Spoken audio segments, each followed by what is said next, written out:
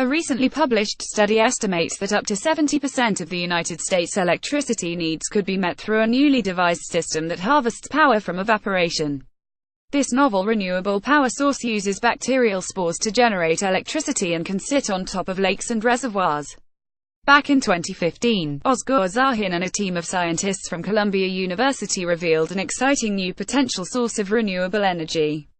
The team had created a way to generate energy from the natural process of evaporation using a certain type of bacterial spore. These spores expand and contract as they absorb evaporating moisture, and this oscillating motion could be harnessed to generate a small amount of power. The team developed a device that held these spores, and to prove the system's effectiveness created a miniature car that ran on this evaporation energy system.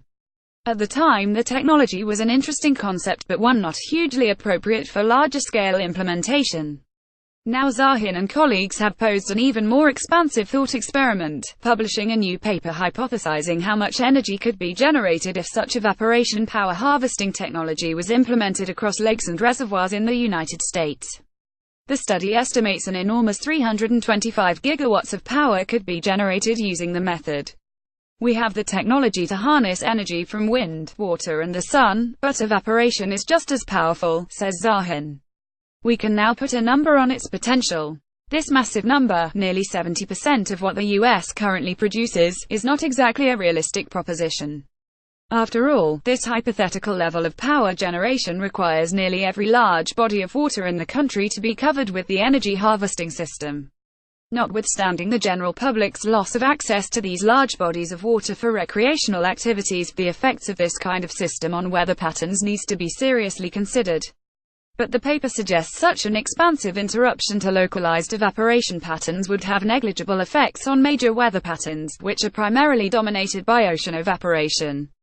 Locally, feedback effects will also be small if the dimensions covered by an engine are below 500 kilometers (311 miles), write the authors.